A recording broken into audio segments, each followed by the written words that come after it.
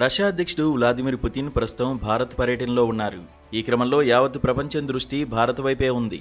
ముఖ్యంగా Russia Ukraine యుద్ధం ప్రారంభమైన తర్వాత పుతిన్ భారత పర్యటనకు రావడం ఇదే తొలిసారి.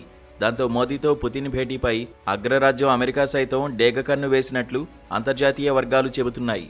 ఢిల్లీలో పుతిన్ విమానం ల్యాండ్ అయినప్పటి నుంచి తిరిగి వెళ్లే వరకు అమెరికా విదేశాంగ వ్యవహారాల నిపుణులు ఈ పర్యటనను అత్యంత నిశితంగా పరిశీలిస్తున్నట్లు సమాచారం. ఇరు దేశాల మధ్య రక్షణ, ఇంధనం, వాణిజ్యం వంటి కీలక అంశాలపై చర్చలు జరగనున్నాయి. ఈ పర్యటన సందర్భంగా ఇరు దేశాలు కుదుర్చుకునే వ్యూహాత్మక ఒప్పందాలు అంతర్జాతీయ భౌగోళిక రాజకీయాలపై ఎలాంటి ప్రభావం చూపుతాయో అనే ఉత్కంఠ నెలకొంది.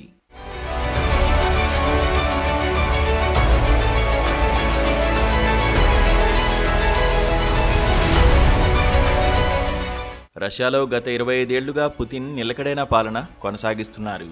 ఆయన రాజకీయ జీవితం ఒక ఆసక్తికరమైన ప్రస్థానం. 1999లో తొలిసారి రష్యా పాలనా పగ్గాలు చేపట్టినప్పటి నుంచి ఆయన దేశ అధ్యక్షుడిగా కొనసాగుతూనే ఉన్నారు.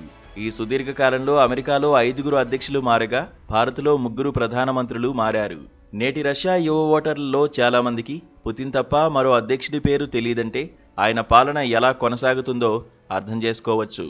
1952 అక్టోబర్ 7న లెనిన్గ్రాడ్లో జన్మించిన పుతిన్ న్యాయశాస్త్రంలో పట్టా పొందారు.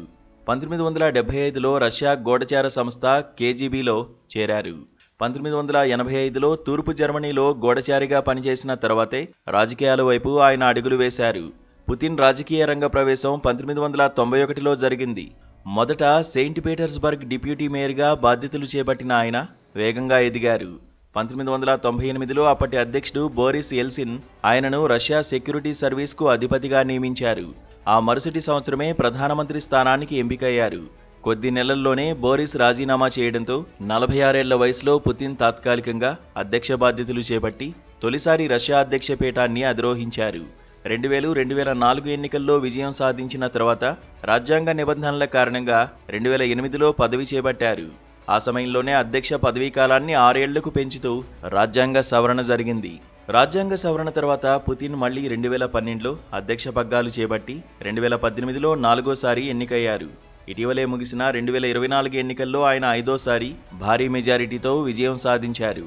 దీంతో ఆయన 2030 వరకు రష్యా అధ్యక్ష పదవిలో కొనసాగనున్నారు.